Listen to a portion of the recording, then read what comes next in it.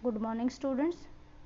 आज हम class 12th का chapter 13 Mahatma Gandhi and the national movement का पार्ट 3 करेंगे, जो स्टार्ट होता है द लास्ट हीरोइक डेज से। जैसा कि हमने पढ़ा था कि देश आज़ाद हो गया था 15 अगस्त 1947 को। गांधी जी की खूब जय जयकार हुई थी, पर गांधी जी उस सेलिब्रेशन में मौजूद नहीं थे। वो उस टाइम कलकत्ता में थे और वहाँ पे भी उन्होंने कोई फंक्शन अटेंड नहीं किया था जिसमें कि कोई नेशनल फ्लैग वगैरह लहरा रहे हों या ऐसा कुछ।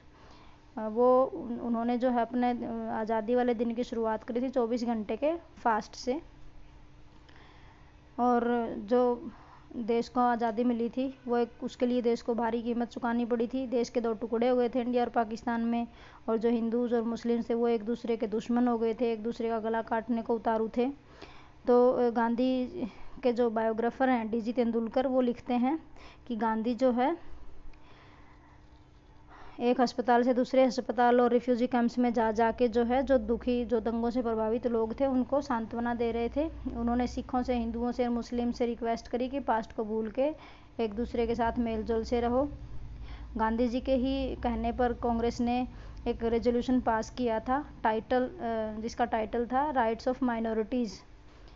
और वैसे भी कांग्रेस ने कभी भी एक्सेप्ट नहीं किया था कि 2 नेशन वाली थ्योरी को, कि इंडिया में से इंडिया और पाकिस्तान नाम के 2 कंट्री बनेंगे। और ये अब तक यही मानती थी कि पाकिस्तान में चाहे जैसी भी सिचुएशन रहे, लेकिन हम एक सेक्युलर कंट्री के रूप में अपने आप को क्रिएट करेंगे और यहाँ पे सभी धर्मों के, जातियों के, रेसिस के लोग जो है समानता के अधिकार के साथ जीवन यापन करेंगे। सेक्युलर स्टेट का यही मतलब होता है कि जहाँ पे धर्म या जाति के नाम पे आपके साथ कोई भेदभाव ना हो। और कांग्रेस की ये दिल से इच्छा थी कि जितने भी माइनॉरिटीज़ हैं उन सब के राइट्स की वो प्रोटेक्शन करे और उनके ऊपर कोई किसी तरीके का अत्याचार ना हो। काफ़ी सारे स्कॉलर्स जो थे उनका ये मानना था कि देश को जब आज़ादी मिली थी उसके बाद गांधी जी की ज़िंदगी के बहुत ही अच्छे पल उन्होंने व्यतीत किए। बंगाल में पीस इस्टेब्लिश करने के बाद वो दिल्ली आए। वहाँ पे भी उनकी प्लान थी कि फिर वो वहाँ से पंजाब जाएंगे। पंजाब में जहाँ पे दंगे हुए हैं वहाँ पे जाके लोगों को सांत्वना देंगे। लेकिन जब वो दिल्ली में थे और मीटिंग कर रहे थे तो काफ़ी जगह उनका विरोध भी हुआ था कि क्योंकि वो बीच बीच में कुरान की कोटेशंस को यूज़ करते थे। तो उनको वैसे बोला गया कि आप जो है हिंदू लोगों को और हिंदुज़म को बिल्कुल भी वैल्यू नहीं देते। और लोगों ने नारे भी लगाए थे गांधी के खिलाफ, जिसमें ये भी बोला गांधी को कि आप जो है हिंदू और सिखों की जो बुरी हालत है पाकिस्तान में, वहाँ जाके उनको क्यों नहीं सांत्वना देते। आप हर जगह वहीं पे जाते हो जहाँ पे मुस्लिम्स को तकलीफ़ हुई है, ऐसी जगह नहीं गए आप जहाँ पे हिंदुओं और सिखों को तकलीफ़ हुई है। लेकिन जो गांधी का बायोग्राफर है डीजी तेंदुलकर, वो कहते हैं कि गांधी वहाँ भी जाना चाहते थे, लेकिन वो उनके लिए बहुत ज़्यादा चिंतित थे कि पाकिस्तान में जो हिंदुओं और सिखों के साथ हो रहा है। पर वहाँ इसलिए नहीं गए क्योंकि उनको ऐसा लगता था कि मैं वहाँ क्या मुंह लेके जाऊँ जब मेरे देश में मैं मुस्लिम्स को प्रोटेक्शन नहीं दे पाया। फिर इसमें आगे लिखा कि 20 जनवरी 1948 को गांधी को मारने की कोशिश की गई, लेकिन वो फेल हो गई। उसमें भी मैंने कहीं पे पढ़ा था कि ये जो नाथूराम गोडसे जी थे जिन्होंने गांधी का मर्डर किया था, ये और इनके दोस्त ने मिलकर प्लान बनाई थी कि उनके ऊपर हम जो है बॉम्ब गिरा देंगे। पर इनके दोस्त का कॉन्फिडेंस लूज हो गया उस टाइम और निशाना चूक गया, तो गांधी जी जो है जिंदा बच गए थे। तो फिर उसके बाद भी गांधी जी डरे नहीं। लोगों ने इनको बोला सावधान रहने के लिए, लेकिन फिर भी ये फियरलेस होके जगह जगह घूमते रहते थे और मुस्लिम्स को प्रोटेक्ट करने की कोशिश की, भाईचारा कायम करवाने की कोशिश करी। 26 जनवरी को भी जो है वो अपनी जो उनकी प्रेयर मीटिंग्स होती थी उसमें उन्होंने भाषण दिया गांधी जी ने, और उसको दिन को याद किया जब 1930 को उन्होंने मॉक इंडिपेंडेंस डे वो सेलिब्रेट कर रहे थे और अंग्रेज़ों ने पीट के और लीडर्स को जेल में डाल दिया था। अब ये गांधी जी ने बताया कि अब तो देश को आज़ादी मिल गई है, तो हम सेलिब्रेट कर सकते हैं अपनी आज़ादी को। लेकिन गांधी जी ने स्पीच में भी बोला कि इसके जो आज़ादी के बाद के पहले मंथ थे वो काफ़ी भ्रम को तोड़ने वाले थे, कि जैसे हमारा भ्रम था कि आज़ादी के बाद जो पीस मिलेगी वो हमें मिली नहीं थी, क्योंकि देश में दंगे हो गए थे।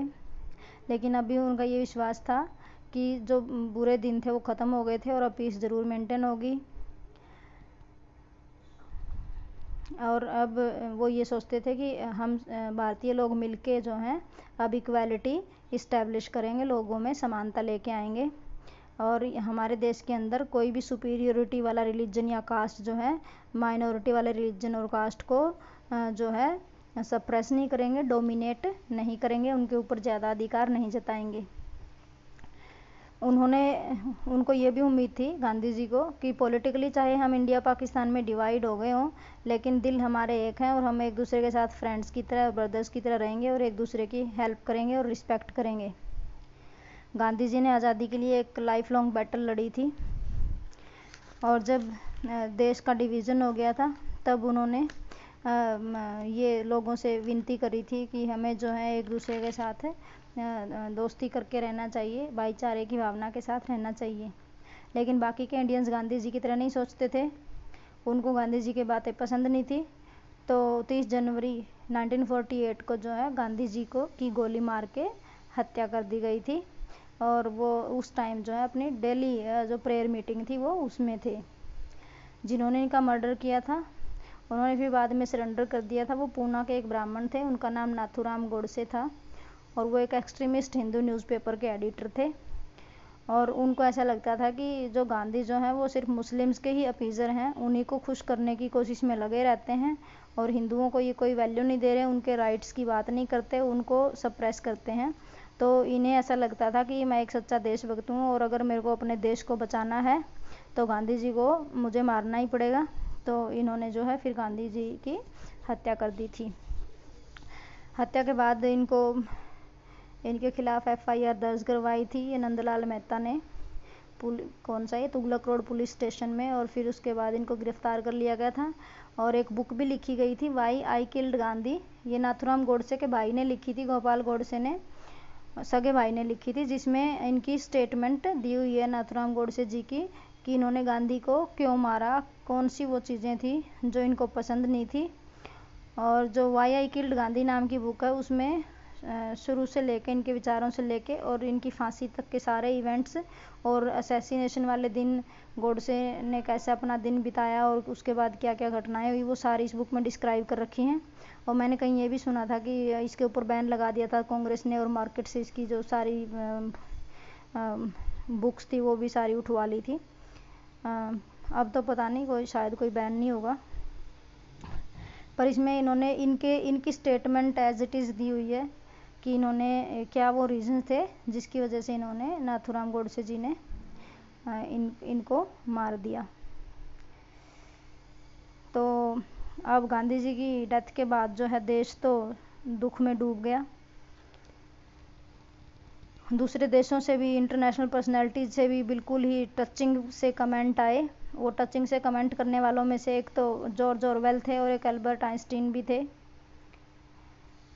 टाइम मैगजीन, जिन्होंने कभी गांधी की टांगों का और स्पिंडली फ्रेम कह के और स्पाइडरी लेग्स का मजाक उड़ाया था, अभी टाइम मैगजीन ने भी जो है गांधी जी के लिए बहुत अच्छी अच्छी बातें लिखी। और गांधी जी का जो कत्ल था, जो बोले गांधी जी शहीद हो गए इक्वालिटी स्थापित करने के लिए, और अब्राहम लिंकन भी जो है इक्वालिटी स्थापित करने के लिए शहीद हुए थे।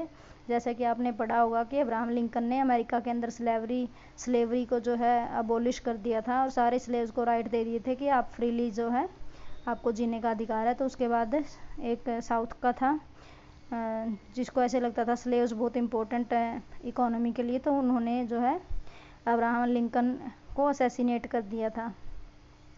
तो अब टाइम मैगजीन ने गांधी के शहीद होने की शहादत को अब्राहम लिंकन की शहादत के साथ तुलना की। अब पेज नंबर 367 पे दे रखा है नोविंग गांधी। इसमें कि गांधी जी को अगर हमें जानना है तो उनके बारे में हमें कहाँ से इन्फॉर्मेशन मिल सकती है। काफ़ी सारे सोर्सेज हैं गांधी को अंडरस्टैंड करने के लिए और उनके पॉलिटिकल करियर को समझने के लिए। सबसे पहले 6.1 डाल के इन्होंने दे रखा है public voice and private scripts. सबसे इम्पोर्टेंट सोर्स है जो स्पीचेस हैं गांधी जी की, और उनके कंटेम्प्रेरीज की, मतलब जो उस गांधी जी के टाइम पे और भी जो लीडर्स वगैरह थे तो वो भी जो स्पीच देते थे और गांधी जो स्पीच देते थे उनको पढ़ के हम जो आर्काइव्स में आजकल मिल जाते हैं तो उनको पढ़ के हम गांधी जी को और उनके पॉलिटिकल करियर को समझ सकते हैं। काफ़ी वहाँ पे राइटिंग्स हैं, जो कुछ ऐसी भी राइटिंग्स हैं जो सिर्फ पब्लिक के पर्पज से लिखी गई थी कि पब्लिक इनको जाने, और कुछ ऐसी भी हैं जो प्राइवेट लेटर्स वगैरह से भी हमें मिलती हैं जो प्राइवेट पर्पज से लिखी गई थी। तो इस तरीके से हमें जो किसी भी इंसान की जो स्पीच उसने दी है तो वो हमें उनकी हेल्प से हम जान सकते हैं कि कोई भी व्यक्ति जो है उसकी पब्लिक वॉइस क्या थी। अगर हम लेटर्स को पढ़ते हैं तो हमें प्राइवेट थॉट्स के बारे में जानकारी मिलती है कि वो प्राइवेट लाइफ के बारे में कैसा जो उनका जीवन था और क्या सोचते थे। कुछ लेटर्स ऐसे हैं जो किसी भी लीडर को जो दुख था, जो गुस्सा था, उसको डिस्क्राइब कर रहे होते हैं।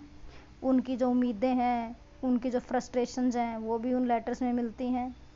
लेकिन हमें हमेशा ये याद रखना चाहिए कि जो प्राइवेट और पब्लिक की जो बाउंड्री है, प्राइवेट लेटर और पब्लिक लेटर, वो जनरली वो बीच मतलब वो मिट जाती कभी कभार, और प्राइवेट और पब्लिक में कोई डिफरेंस नहीं रहता, क्योंकि कई बार वो प्राइवेट लेटर लिखते हुए भी इस बात का ध्यान रखता है कि भविष्य में अगर ये पब्लिश हो जाएंगे तो फिर इसी के हिसाब से हमारी इमेज जो है जनता की नज़रों में बनेगी। तो इस तरीके से जो प्राइवेट लेटर हैं उसको भी हम कम्प्लीटली प्राइवेट मान के नहीं चल सकते। बहुत सारे पर्सनल लेटर्स पब्लिक के लिए भी लिखे जाते हैं, और जो लैंग्वेज लेटर में यूज़ करते हैं वो भी इसी चीज़ से प्रभावित होती है, इसी अवेयरनेस से कि भविष्य में क्या पता ये अगर पब्लिश हो गए तो उसके बाद जो है क्या असर पड़ेगा हमारे इमेज पे। तो इस डर की वजह से लोग जो है अपनी सच्ची फीलिंग्स जो लेटर्स में एक्सप्रेस नहीं करते थे। महात्मा गांधी रेगुलरली लेटर्स को पब्लिश करते रहते थे, जो उनके फॉलोअर्स उनको लिखते थे वो अपने जर्नल में पब्लिश करते थे जिसका नाम था हरिजन। नेहरू ने भी काफ़ी सारे लेटर्स को एडिट किया था और पब्लिश किया था एडिट करके, बंच ऑफ लेटर्स के नाम से। I was just looking for Nehru's photo, Gandhi को ही ले लेती हूँ। तो ये जो बंच ऑफ ओल्ड लेटर्स के नाम से नेहरू जी ने पब्लिश किया था, उसमें से कुछ एग्जाम्पल दे रखे हैं आपकी बुक में, और उससे भी हमें पता चलता है कि कैसे नेहरू जी के पहले विचार थे, फिर किस तरीके से कांग्रेस की आइडियोलॉजी जो है धीरे धीरे शेप हुई, और कैसे उनके आपस में कॉन्फ्लिक्ट होते थे दूसरे लीडर्स के साथ, फिर कैसे महात्मा गांधी जो है एक बिचौलिए की तरह उनके जो आपसी मतभेद थे उनको कम करते थे और उनके बीच में जो गैप था उसको मिटाते थे। इसमें 1920 में नेहरू के बारे में बता रखा कि नेहरू जो है बहुत ज़्यादा प्रभावित हो गए थे सोशलिज्म से। सोशलिज्म की फ़िलोसफी आपको पता होगा, जिसमें माना जाता है कि सारे रिसोर्सेज जो है गवर्नमेंट के अंडर होंगे, कोई इंडिविजुअल प्रॉपर्टी नहीं होगी। तो ये रशिया के अंदर और बहुत ज़्यादा उस टाइम इसको रशिया प्रमोट कर रहा था। नेहरू यूरोप से आए थे 1928 में, और ये जो है काफ़ी इम्प्रेस हो रखे थे सोवियत यूनियन से, रशिया से। और जैसे ही उन्होंने जो सोशलिस्ट वर्कर्स थे इंडिया के अंदर, जयप्रकाश नारायण थे, नरेंद्र देव थे, NG रंगा थे और बाकी के, तो उनकी जो है यहाँ आके बिल्कुल एक गैप जो है बाकी लीडर्स के बीच में और उनके बीच में हो गया था। एक साइड जैसे सोशलिस्ट विचारधारा वाले लोग थे और एक साइड जो है कंजर्वेटिव, जो कांग्रेस के पुराने मेंबर थे, जो जिनका सोशलिज्म वाली फिलोसफी में बिल्कुल भी विश्वास नहीं था। अब जब नेहरू 1936 में कांग्रेस के प्रेसिडेंट के रूप में इलेक्ट हो गए थे, तो नेहरू ने जो है फासिज्म को, जो कि इटली के अंदर था, मुसोलिनी उनके लीडर थे, तो उसको इन्होंने काफ़ी नेहरू ने फासिज्म की निंदा की और बोला अपने भाषण में कि जो पीजेंट्स और वर्कर्स हैं उनके राइट का ज़्यादा हमें ध्यान रखना चाहिए। ये एक तरीके की सोशलिस्ट आइडियोलॉजी है जो वर्कर्स की ज़्यादा बात करते हैं और पीजेंट्स की। अब जो बाकी के लीडर थे उनको चिंता हो गई नेहरू की स्पीच वगैरह सुन के, उनके विचार सुन के, कि ये तो सोशलिज्म की तरफ लेके जाएंगे इंडिया को। तो जो राजेंद्र प्रसाद जी थे और जो सरदार पटेल थे, उन्होंने धमकी दी कि हम रिज़ाइन कर देंगे कांग्रेस की वर्किंग कमेटी से, कि आप जिस तरीके से जो है बिल्कुल सोशलिज्म को प्रमोट कर रहे हो। और कुछ तो ऐसे इंडस्ट्रियलिस्ट भी थे बॉम्बे के फेमस, उन्होंने भी स्टेटमेंट इशू करके जो है नेहरू की निंदा की थी, क्योंकि सोशलिज्म प्राइवेट प्रॉपर्टी को प्रमोट नहीं करता ना, तो इस वजह से उनको भी डर लगा कि सोशलिज्म आ गया तो फिर हमारी भी प्रॉपर्टी को खतरा है। अब जो राजेंद्र प्रसाद हैं और जो नेहरू हैं, उन दोनों के बीच में जैसे एक कंजर्वेटिव को रिप्रेजेंट कर रहे हैं और एक सोशलिज्म वाली फिलोसफी को रिप्रेजेंट कर रहे थे, तो दोनों फिर जो है गांधी के पास ही जाते थे जब भी इनके कोई डाउट्स होते थे, तो गांधी जो है फिर इनकी प्रॉब्लम्स को सॉल्व कर देते थे एक मीडिएटर के रूप में।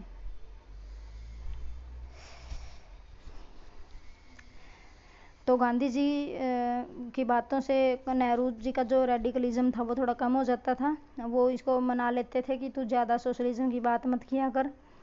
और फिर गांधी जी जो हैं डॉक्टर राजेंद्र प्रसाद जी को और सरदार पटेल जी को भी मना लेते थे कि ये अच्छा लीडर है, इसकी थोड़ी सी सुना करो तुम भी, इस तरीके से इनका थोड़ा सा वो सेटिंग करा देते थे। पेज 368 पे दे रखा, सोर्स 7 को ही आगे इन्होंने कंटिन्यू कर रखा है, एक लेटर का एग्जाम्पल दे रखा है जिसमें डॉक्टर राजेंद्र प्रसाद जी ने लिखा है नेहरू को 1 जुलाई 1936 को ये लिखा था। डॉक्टर राजेंद्र प्रसाद कहते हैं कि हमने आपको बहुत ज़्यादा जो है दुख दिया है, वो जो लेटर, जो रेजिग्नेशन लेटर हमने दिया और आपकी निंदा करी। हम चाहते तो इस लेटर की शब्दों को कुछ चेंज करते, लेकिन अब चेंज करने की ज़रूरत नहीं है, क्योंकि हम अपना रेजिग्नेशन लेटर जो है वापस ले रहे हैं। और अब हमें ऐसा लगता है कि जो आपने बोला था वो सोशलिज्म नहीं था, वो माइनॉरिटी की ही आप आवाज़, उनके राइट्स की ही बात कर रहे थे, ना कि सोशलिज्म की। और एज कांग्रेस प्रेसिडेंट आपको माइनॉरिटीज़ के राइट्स की तो बात करनी चाहिए, तो इसलिए कोई बुरी बात नहीं थी।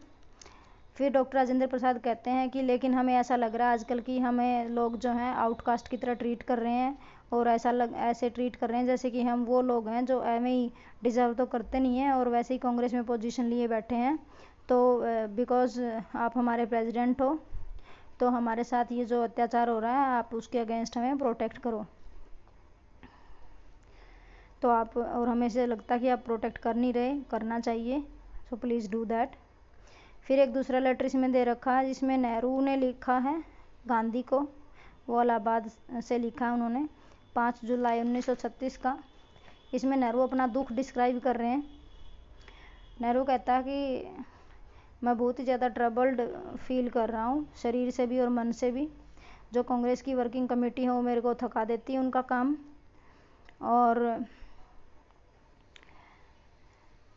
मैं आपका बहुत आभारी हूँ कि जो क्राइसिस हमारी कमेटी के अंदर आ गया था, जैसे वो कंजर्वेटिव और सोशलिस्ट वाला, आपने वो क्राइसिस अवॉइड किया। उन्होंने भी रेजिग्नेशन वापस ले लिया, कांग्रेस टूटने से बच गई, तो आई से थैंक यू टू यू। फिर इसमें लिखा है कि मैंने डॉक्टर राजेंद्र प्रसाद जी का पत्र पढ़ा और उन्होंने जो जम के मेरी निंदा करी थी वो भी मैंने पढ़ी, जबकि उन्होंने पोलाइट वर्ड्स यूज़ किए थे, लेकिन फिर भी उसको पढ़ के मुझे ऐसा लगता है कि मैं एक ऐसी पर्सनैलिटी हूँ जिसको वो सिर्फ झेल रहे हैं।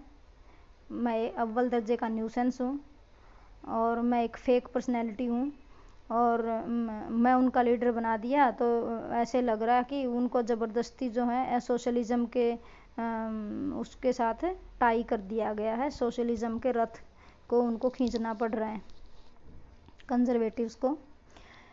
सो फिर नेहरू कहते हैं कि मैं तो देखो जो मैंने बोला है अपने स्पीचेस में, जो लिखा है वो इनफ मटेरियल है मेरे को, अगर किसी को जज करना हो कि मैं सोशलिस्ट हूँ कि नहीं हूँ। और ये जो मेरे व्यूज़ हैं ये ऐसे नहीं कहता कि ये कैजुअल है कि तो वैसे ही आ गए थे, ये मेरा हिस्सा है, मेरे ही व्यूज़ हैं ये। लेकिन मैं इतना कह सकता हूँ कि फ्यूचर में ये चेंज हो सकते हैं। मैं ये नहीं कह रहा कि सारे मैं कांग्रेस पे थोपूंगा। मतलब यहाँ पे दिखा रहे हैं कि नेहरू किस तरीके से जो है अपने व्यूज़ को चेंज करने की बात कर रहे हैं। लेकिन फिर आगे कहते हैं कि लेकिन जब तक ये मेरा हिस्सा है, मैं इनको चेंज नहीं कर देता, तब तक तो मैं अपने स्पीच में ये मैं बोलूँगा, मैं कंट्रोल नहीं कर सकता। और फिर नेहरू जी ये भी बताते हैं कि इलेक्शंस का अगर हम परफॉर्मेंस देखें तो मेरे भाषण जो है इतने बेकार नहीं थे, लोगों ने पसंद किया और लोगों को काफ़ी जोश मिला है उनसे। और लेकिन जो मेरे कलीग्स हैं जैसे डॉक्टर राजेंद्र प्रसाद जी हैं और वो सरदार पटेल जी हैं, वो मेरे व्यूज़ को बहुत ही हार्मफुल और डेंजरस मानते हैं। पता नहीं ऐसा क्यों है। आपने एक बार मुझे बताया था, वो गांधी को कह रहे हैं कि आपने एक बार मुझे बताया था कि आप कोई स्टेटमेंट इशू करोगे तो कृपा करके वो कर दें, मैं उसका स्वागत करूँगा। और अपने व्यू पॉइंट जो है इंसान को अपने देश के सामने रखने ही चाहिए। आगे पेज नंबर 369 पे उन्होंने दे रखा है एक और लेटर। ये गांधी ने लिखा था नेहरू को। गांधी इसमें कहते हैं, ये 15 जुलाई 1937 का लिखा हुआ है कि आपका जो पत्र था वो बहुत ही टचिंग था, दिल को छू लेने वाला था। आपको बहुत ज़्यादा तकलीफ़ हुई है, आपका दिल दुखाया उन्होंने। आपके जो कलीग्स हैं उनमें आपके जितने करेज नहीं है। और मैंने उनको हमेशा रिक्वेस्ट करी है कि तुम जो है नेहरू से खुल के बात कर लिया करो, डरने की कोई बात नहीं है, फ्रैंकली ओपनली बात करो। लेकिन वो उनके अंदर इतना साहस नहीं है, इसलिए वो अपनी बातें खुल के जो है आपके सामने रख नहीं पाते और उसकी वजह से जो है आप इरिटेट रहते हो। उन्होंने आपको बिल्कुल स्केयर्ड फील करा दिया है।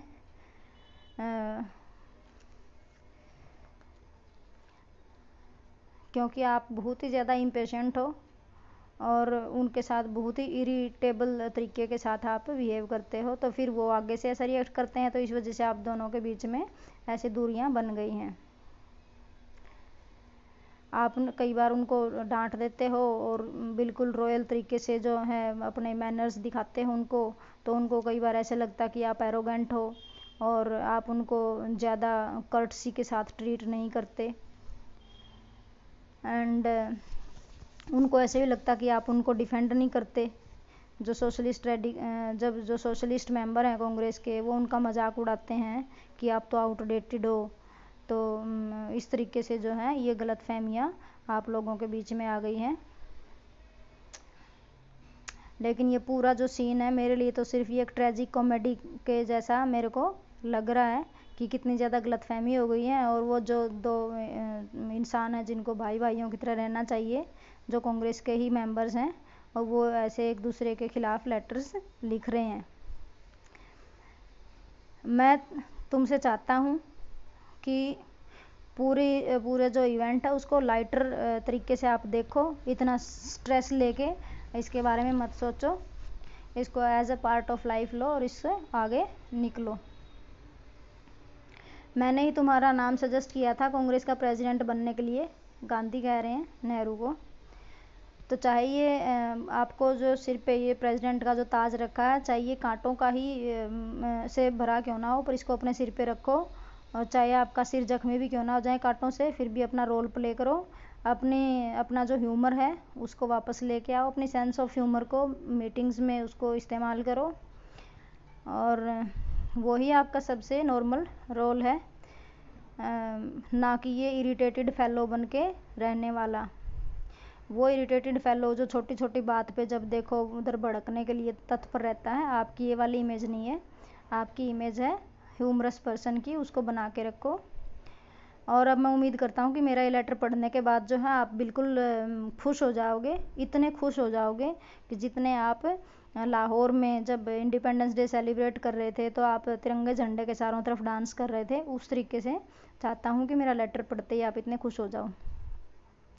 आप अपने थ्रोट को भी इस्तेमाल कर सकते हो। मतलब गांधी कह रहे हैं कि ठीक है, आप अपने भाषणों में जो है अपने विचार प्रकट कर सकते हो। ये लेटर्स में बताते हैं कि किस तरीके से कांग्रेस की जो फिलॉसफी थी वो धीरे धीरे डेवलप हुई, और ये भी बताते हैं कि गांधी जी का क्या रोल था नेशनल मूवमेंट में, और ये भी बताते हैं कि कांग्रेस की वर्किंग कमेटी किस तरीके से काम करती थी और उसमें सबकी सहमति से डिसीजन लिए जाते थे, और किसी मेंबर को अगर लीडर के थॉट्स पसंद नहीं है तो वो किस तरीके से उसके खिलाफ जो है उसको रेजिग्नेशन लेटर वगैरह थमा देते थे और फिर उनकी बात सुननी पड़ती थी। गांधी किस तरीके से मीडिएटर का रोल प्ले करते थे, ये सब इसमें डिस्क्राइब कर रखा है। आगे पेज नंबर 370 पे 6.2 डाल के दे रखा है फ्रेमिंग अ पिक्चर। इसमें ये बता रखा कि जो ऑटोबायोग्राफीज होती हैं वो काफ़ी इन्फॉर्मेशन देती हैं हमें। ऑटोबायोग्राफी चाहे वो गांधी ने खुद की लिखी है चाहे किसी दूसरे फ्रीडम फाइटर ने अपनी लिखी है, उसमें भी गांधी जी का जिक्र ज़रूर मिलेगा, क्योंकि गांधी जी ने इतने सारे मूवमेंट किए थे, उनके टच में रहते थे। लेकिन हमें ये याद रखना चाहिए कि ये जो बायोग्राफी है वो रिट्रोस्पेक्टिव नेचर की होती है, मतलब ये सोच सोच के रिफ्लेक्ट कर करके वो लोग लिखते हैं अपनी बायोग्राफी, क्योंकि तुरंत उस टाइम तो कोई लिख रहा नहीं, जब इवेंट चल रहे हैं सालों बाद फुर्सत में बैठ के लिखते हैं, जो जो याद आते हैं उसको डिस्क्राइब कर देते हैं। तो इस वजह से ये जो बायोग्राफी है ये सिर्फ उन्हीं चीज़ों के बारे में डिस्क्राइब करेंगी जो उसको वो राइटर याद कर पाया, और जो उसको इम्पोर्टेंट लगती थी वो उन्हीं को डिस्क्राइब करेगा। तो इस तरीके से ये है कि कैसे कोई इंसान खुद को रिप्रेजेंट करना चाहता है दूसरों के सामने, वो भी उसकी बायोग्राफी को इफ़ेक्ट करेंगी। तो अगर हम बायोग्राफी वगैरह को पढ़ते हैं इन्फॉर्मेशन लेने के लिए, तो हमें ये भी कोशिश करनी चाहिए कि इसमें कुछ ऐसी भी बातें हैं जो होनी चाहिए थी, लेकिन राइटर में बताना नहीं चाहता था इसलिए उसने मेंशन नहीं की, या राइटर की उनमें इंटरेस्ट नहीं थी इसलिए उन्होंने मेंशन नहीं की। हमें ये भी समझना चाहिए कि कई बार जो है नोविंगली भी कुछ इवेंट्स होते हैं जिनको राइटर स्किप कर देता है, उनको मेंशन नहीं करता, और फिर कोई बार जैसे ये बहाने देते हैं कि वो भूल गया था, ये वाला इवेंट याद नहीं आया, लेकिन हमें याद रखना चाहिए कई बार जानबूझ के भी वो उसको स्किप कर देते हैं। आगे 6.3 डाल के दे रखा है थ्रू पुलिस आइज। अगर दूसरा सोर्स हम देखें गांधी को समझने का या नेशनल मूवमेंट को समझने का, वो है गवर्नमेंट रिकॉर्ड्स। गवर्नमेंट जो रिकॉर्ड्स होते हैं वो बिल्कुल उनको सीक्रेट रखा जाता था उस टाइम, और लेकिन अब वो अवेलेबल हैं, आर्काइव्स वगैरह में हमें मिल जाते हैं। जो लेटर्स थे, जो रिपोर्ट्स थे, पुलिसमैन लिखते थे और दूसरे ऑफिशियल्स लिखते थे, वो फिर लिख के आगे वो उसको भेजते थे किसी भी एरिया के रिपोर्ट। उनको देखते हैं आगे इन्हीं सोर्सेज को कि किस तरीके से इनमें क्या डिस्क्राइब किया गया है। जो फोर्टनाइटली रिपोर्ट्स होती हैं, फोर्टनाइट का मतलब होता है 15 दिन की रिपोर्ट, तो महीने के अंदर 2 फोर्टनाइट होती हैं। तो ये होम डिपार्टमेंट प्रिपेयर करता था कि इन 15 दिनों में इस इलाके में क्या क्या हुआ। तो ये अर्ली 20th सेंचुरी की है और ये इसमें आपकी बुक में दे रखी है। ये जो रिपोर्ट्स हैं ये बेस्ड थी, जो पुलिस की जो इन्फॉर्मेशन होती थी जो लोकल एरिया से आती थी, लेकिन ये जनरली उसी चीज़ को एक्सप्रेस करती थी जो पुलिस ऑफिशियल्स जिसको जैसा देखते थे और जैसा विश्वास करते थे।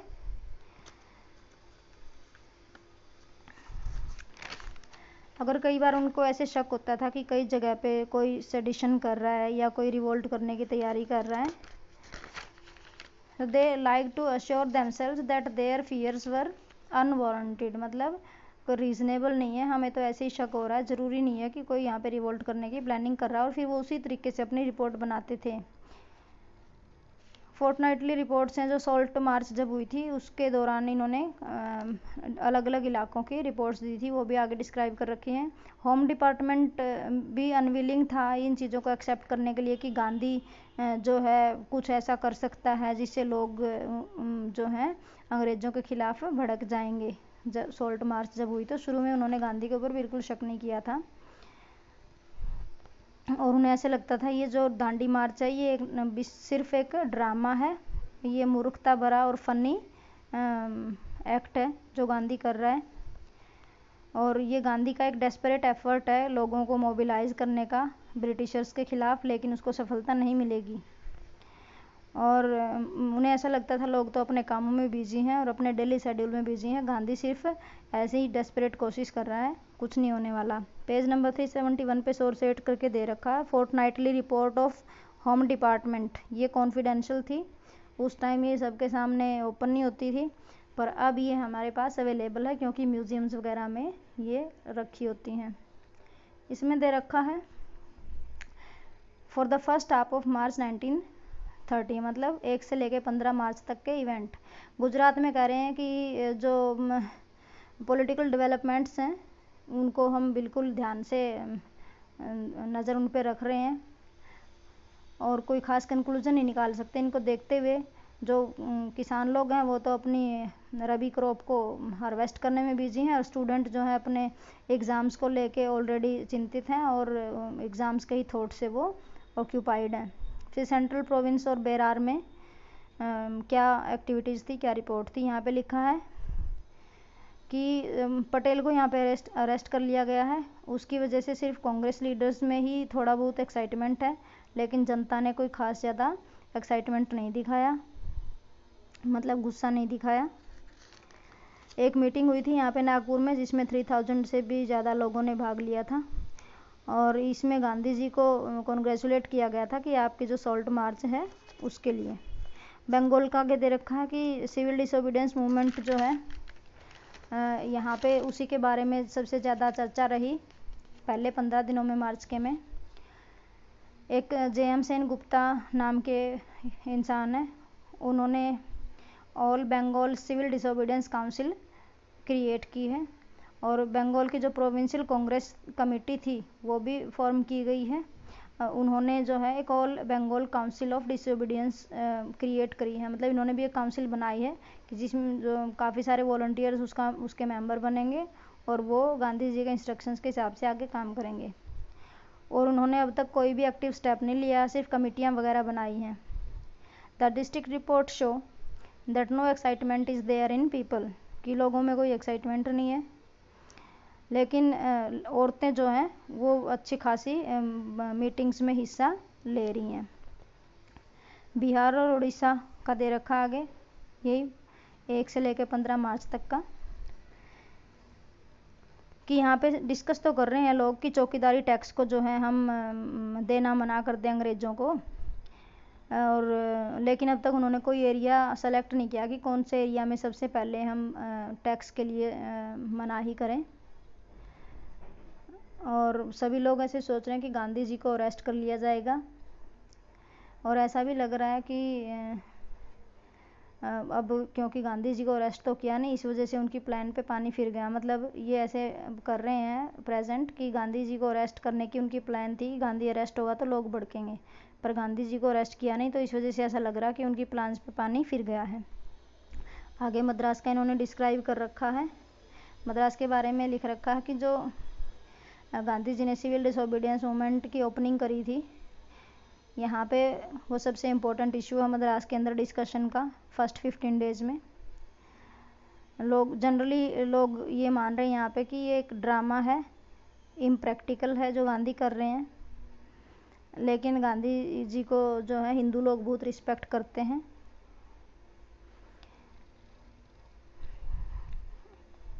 और ऐसा लग रहा कि गांधी अपने आप को अरेस्ट करवाना चाहता है और अगर उसको अरेस्ट कर लिया जाता है तो रिज़ल्ट जो है बहुत ही हार्मफुल होंगे।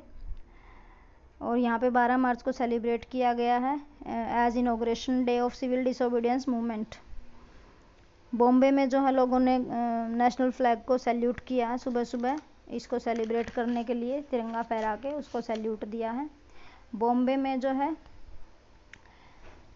प्रेस केसरी ने काफ़ी ऑफेंसिव लैंग्वेज यूज़ करी है, इसको रिपोर्ट करते हुए उसने लिखा है कि अगर गवर्नमेंट गांधी को अरेस्ट कर लेती है तो गवर्नमेंट को पूरे देश का गुस्सा झेलना पड़ेगा, अगर नहीं करती है तो उसमें देश की विजय होगी। तो इस तरीके से दोनों पॉइंट्स में जीत जो है इंडिया की ही होगी। और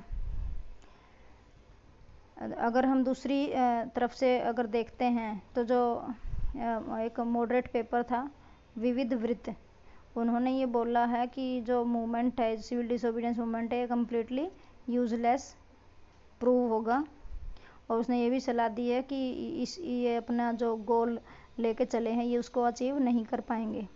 आगे पेज नंबर 372 करके इन्होंने दे रखा है, सोर्स 8 को ही कंटिन्यू किया है।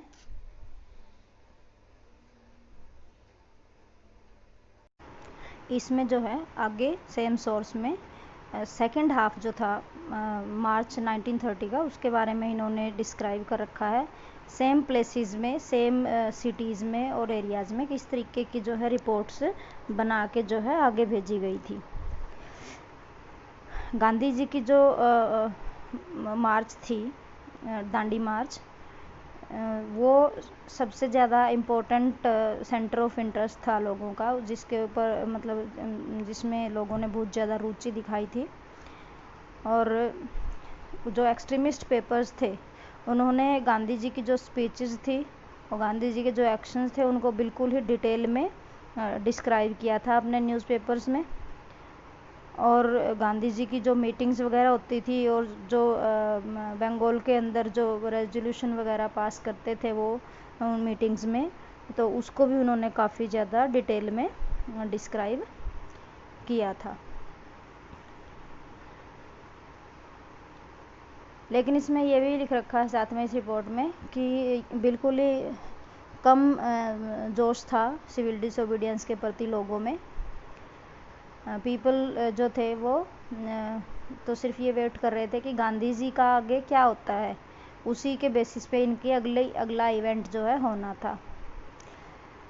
अगर गांधी जी के खिलाफ कोई एक्शन लिया जाता है तो वो लोगों के अंदर बहुत ज़्यादा आग भड़का सकता है। लेकिन अभी प्रेजेंटली अगर हम देखते हैं तो विरोध भड़कने के कोई साइन नहीं है। कॉन्फ्लैग्रेशन होती है, ह्यूज फायर, मतलब फायर तो क्या लगाएंगे वो कि जो विरोध की आग है उसके भड़कने के अभी कोई साइन नहीं है। अगर गांधी को गिरफ्तार कर लिया जाता है तो हाँ, चांसेस हैं कि ये सारे लोग जो हैं भड़क जाएंगे। फिर सेंट्रल प्रोविंस और बेरार की रिपोर्ट दे रखी है आगे। इसमें लिख रखा कि नागपुर में जो मीटिंग्स हुई थी वो लोगों ने अटेंड करी अच्छी खासी भारी मात्रा में। और जो 12 मार्च था जब दांडी मार्च इन्होंने स्टार्ट करी थी, उसको भी स्कूल और कॉलेजेस में सेलिब्रेट किया गया। बच्चों ने स्कूल उस दिन स्कूल और कॉलेजेस को अटेंड नहीं किया, उनका त्याग कर दिया। लिकर लॉज का भी बहिष्कार किया गया। लिकर लॉज अंग्रेज़ों ने बना रखे थे अपने फ़ायदे के लिए, क्योंकि जो लोग लोकल लिकर बनाते थे फिर उसको बेचते थे तो उससे अंग्रेज़ों को बहुत ज़्यादा रेवेन्यू मिलता था।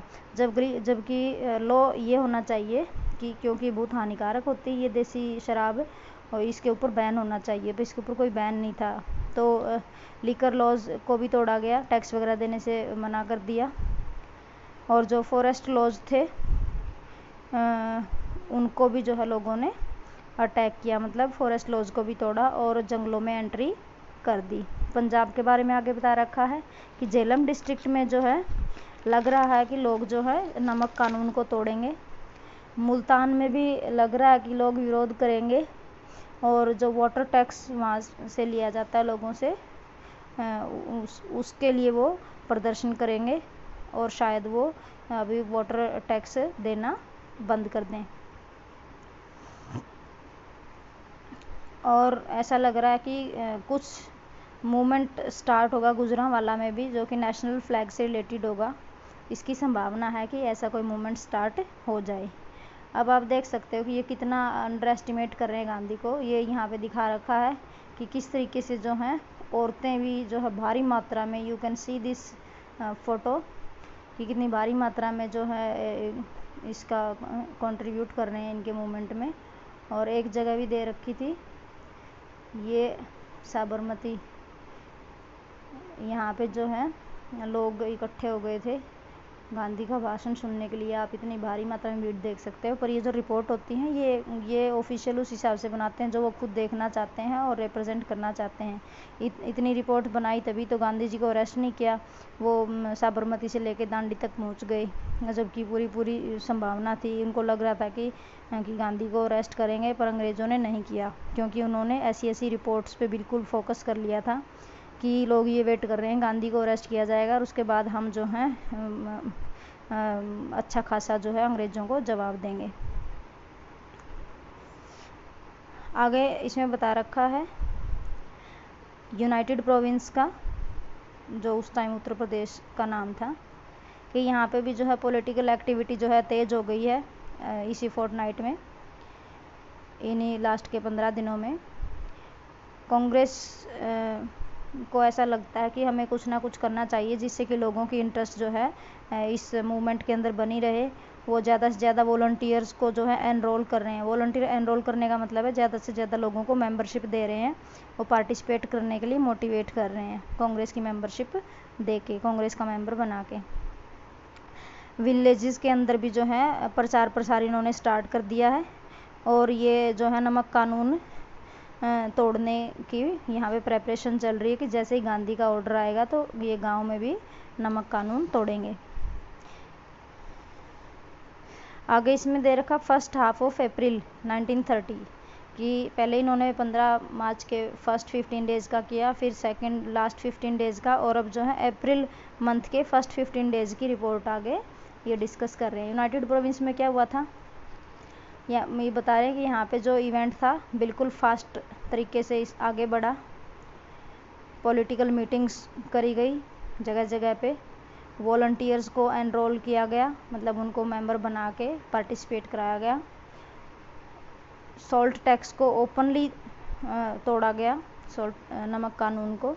आगरा में, कानपुर में, बनारस में, इलाहाबाद में, इटावा में, बलिया में और मणिपुर और फर्रुखाबाद में, इन जगहों पे नेहरू को अरेस्ट कर लिया गया 14 अप्रैल को सुबह सुबह। चियोकी रेलवे स्टेशन पे उनको अरेस्ट किया गया क्योंकि वो वहाँ से जो है एक यूथ लीग की मीटिंग अटेंड करने के लिए सेंट्रल प्रोविंस की तरफ जा रहे थे। सेंट्रल प्रोविंस उस टाइम के मध्य प्रदेश के लिए यूज़ किया जाता था। वहाँ से नेहरू को जो है नैनी सेंट्रल जेल में ले जाया गया और फिर 6 महीने की वहाँ पे उनको सिंपल इम्प्रिजनमेंट दे दी गई। एक होती है रिग्रेस इम्प्रिजनमेंट। रिग्रेस इम्प्रिजनमेंट में उसको जैसे चक्की पीसना या कोई भी काम करवाएंगे। सिंपल इम्प्रिजनमेंट में आपको जेल में डाल दिया जाएगा। आगे बिहार और उड़ीसा के बारे में बता रखा है कि छोटे लेवल पे जो है कोशिशें करी गई थी कि जो इलीगल सॉल्ट मैन्युफैक्चरिंग है वो उन्होंने नमक बनाने की कोशिश करी थी। मतलब जगह जगह पे लोगों ने कोशिश करी कि हम भी जो है नमक बना के कानून तोड़ें। बिहार और उड़ीसा की ये बात है। आगे सेंट्रल प्रोविंसेस की बता रखी है कि जबलपुर में एक आदमी है जिसका नाम है सेठ गोविंद दास। उन्होंने कोशिश करी है केमिकल सॉल्ट बनाने की, लेकिन उसकी जो कीमत है मार्केट प्राइस से भी कई गुना ज़्यादा उसका उस पर खर्चा लग गया। केमिकल सॉल्ट होता है, एक तो सिंपल सॉल्ट आपने पानी उबाल के बना लिया, लेकिन केमिकल रिएक्शन से जब आप सॉल्ट बनाते हैं उसको केमिकल सॉल्ट बोलते हैं, तो बहुत महंगा पड़ा उनको वो। मद्रास की दे रखी आगे कि विशाखापट्टनम में जो है लोगों ने बहुत विरोध किया जब उन्होंने नमक बना लिया था और अंग्रेज़ जो है उस नमक को सीज़ करने के लिए आए, छीनने के लिए आए, तो लोगों ने जम के विरोध किया। बाकी के प्लेसेस पे लोगों ने नमक बनाया, उनका जब छीना गया तो उन्होंने जो रेजिस्टेंस किया वो इतना ख़ास नहीं था। उन्होंने हाफ हार्टेडली किया, मतलब आधे से मन से विरोध किया, पर अंग्रेज़ जो वहाँ से नमक ले गए। लेकिन विशाखापट्टनम में लोगों ने जम के इसका विरोध किया था कि हमने नमक बनाया है, हम अंग्रेज़ों को नहीं देंगे। आगे बंगाल की बता रखी है कि इन मुफस्सल एक अरेबिक वर्ड है जिसका मतलब है इन टोटल। ये in total efforts have been made to manufacture illicit salt. यहाँ पे इलीगल सॉल्ट बनाने की जो है कोशिश करी गई है। 2 डिस्ट्रिक्ट्स के नाम दे रखे हैं, 24 परगना और मिदनापुर। इन 2 डिस्ट्रिक्ट्स में जो है लोगों ने सॉल्ट बनाने की कोशिश करी, नमक कानून तोड़ने की कोशिश करी, लेकिन बिल्कुल ही कम मात्रा में नाम मात्र का नमक जो है यहाँ पे बनाया गया है। और जितना बना था वो अंग्रेज़ों ने सीज़ कर लिया, कैप्चर कर लिया, छीन लिया इनसे। और जिन यूटेंसिल्स में, जिन बर्तनों में ये बना रहे थे, वो भी इनसे छीन के जो है अंग्रेज़ों ने डिस्ट्रॉय कर दिए, तोड़ दिए, फेंक दिए।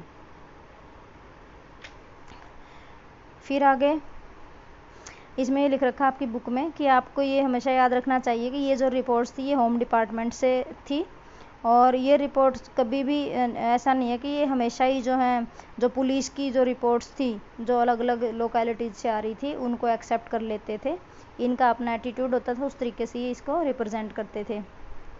आगे 6.4 डाल के दे रखा है फ्रॉम न्यूज़पेपर्स।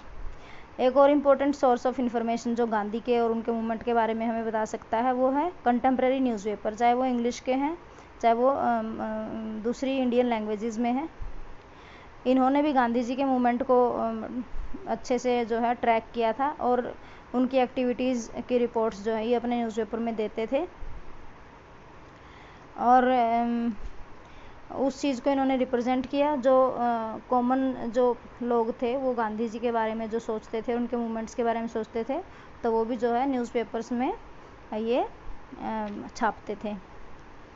लेकिन हमें न्यूज़पेपर अकाउंट्स को भी बिल्कुल परम सत्य मान के नहीं चलना चाहिए, क्योंकि ये उन लोगों के द्वारा पब्लिश किए जाते हैं जिनकी अपनी खुद की पॉलिटिकल ओपिनियन होती है, जिनकी खुद के अपने वर्ल्ड व्यूज़ होते हैं, और ये जो उनके आइडियाज़ होते हैं ये निर्धारित करते हैं कि वो कौन सी चीज़ को पब्लिश करेंगे और कौन से इवेंट्स को वो रिपोर्ट करेंगे। जो अकाउंट्स, जो गांधी जी की जो एक्टिविटीज़ के जो अकाउंट्स लंदन के न्यूज़पेपर्स में रिपोर्ट किए गए थे वो उन टोटली डिफरेंट होंगे जो इंडियन नेशनलिस्ट न्यूज़पेपर में रिपोर्ट किए जा रहे होंगे जिस तरीके से। तो इस तरीके से यहाँ पे ये बताने की कोशिश की गई है कि हर न्यूज़पेपर जो है अपनी चॉइस के हिसाब से इवेंट्स को पिक करता है और फिर उनको जो है लोगों के सामने रखता है। तो इसलिए हमें न्यूज़पेपर को भी परम सत्य मान के नहीं चलना चाहिए, और ये बातें ध्यान में रखनी चाहिए। इसमें आगे ये जो आपकी बुक में पिक्चर्स दे रखी हैं ये बहुत इंपॉर्टेंट होती हैं, हमेशा याद रखना कि इनसे रिलेटेड क्वेश्चन आते हैं पेपर में। जैसे ये एक गांधी की पिक्चर दे रखी है जिसमें गांधी तो बीच में दे रखा है, ओम ड्रॉ कर रखा है, और फिर सारे लीडर्स और सेंट वगैरह दे रखे हैं चारों तरफ। तो इस तरीके से ये दिखाने की कोशिश करी गई है कि गांधी जो है इंडियन पॉलिटिक्स के सेंटर में सबसे ज़्यादा इन्फ्लुएंशियल पर्सनालिटी थे। ये नेहरू और राजेंद्र प्रसाद शायद बात करते हुए।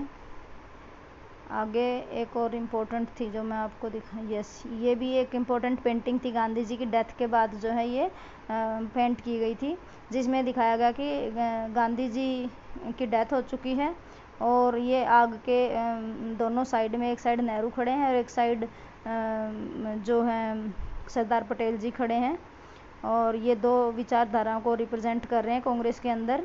और ऊपर से गांधी की फ़ोटो आप देख सकते हो, वो तिरंगे दो दिख रहे हैं ऊपर, तो वो इनको अपनी ब्लेसिंग्स दे रहे हैं। तो ये इंडिकेट कर रहे हैं कि गांधी जी की तो डेथ हो गई लेकिन उनकी ब्लेसिंग जो है हमारे लीडर्स के साथ रहेंगी और वो अपना काम उनकी ब्लेसिंग से करते रहेंगे। तो सारी पिक्चर्स अपनी चैप्टर की देख लेना। ये सरदार पटेल जी और नेहरू और Gandhi. Thank you, have a good day.